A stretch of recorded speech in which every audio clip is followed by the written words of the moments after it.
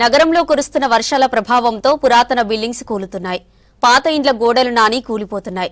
సిటీలో 600లకు పైగా పురాతన బిల్డింగ్స్ గుర్తించారు అధికారులు.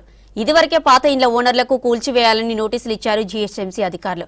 అయితే బిల్డింగ్ ఓనర్స్ ఆ నోటీసులను పట్టించుకోకుండా కొన్ని చోట్ల షాపులు నిర్వహించడానికి రెంట్కిస్తున్నారు. ఇలాంటి భవనాలను కూల్చేయాలని కోరుతున్నారు సిటీ జనం.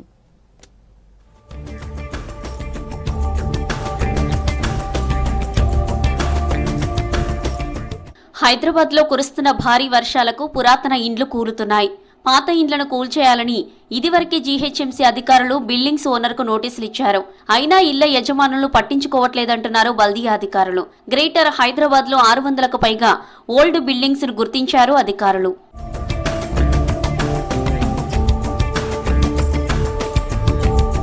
మూడు రోజుల ముందే ఓల్డ్ సిటీలోని ఓ పురాతన ఇల్లు కుప్పకూలింది. హుస్సేని ఆలం దగ్గర ఉన్న 114 ఏళ్ల క్రితం కట్టిన ఇల్లు కూలిపోయింది.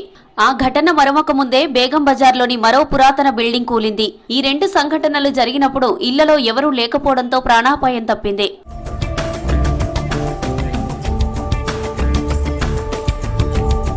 భారీ వర్షాలతో సిటీలో ఓల్డ్ బిల్డింగ్స్ కూలుతున్నాయి. ఇదివరకే జీహెచ్ఎంసీ అధికారులు నోటీసులు ఇచ్చారు. ఈ ఏరియాలలో వ్యాపారాలు నిర్వహించడంతో కొనుగోలుదారులు అధికంగా వస్తుంటారు. అధికారులు ఓల్డ్ బిల్డింగ్లను కూల్చివేయాలని డిమాండ్ చేస్తున్నారు సిటీ ప్రజలు.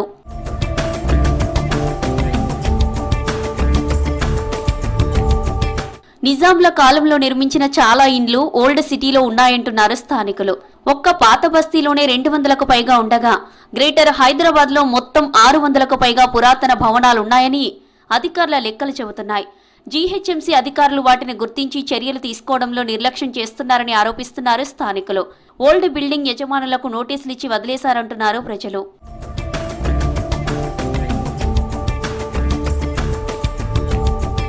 గ్రేటర్ సిటీలోని సికింద్రాబాద్ జోన్, ఓల్డ్ సిటీ, గోషామహల్లో అధికంగా పురాతన బిల్డింగ్స్ ఉన్నాయంటున్నారు జీహెచ్ఎంసీ అధికారులు.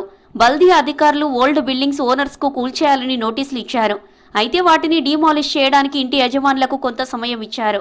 అయితే ఓనర్స్ వాటిని కూల్చకపోగా షాప్స్ నిర్వహించడానికి రెంట్కి ఇచ్చారు.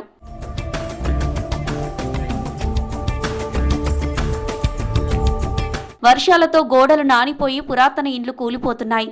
ఎలాంటి ప్రాణ నష్టం జరగకముందే జీహెచ్ఎంసీ అధికారులు చర్యలు తీసుకోవాలని కోరుతున్నారు సిటీ ప్రజలు.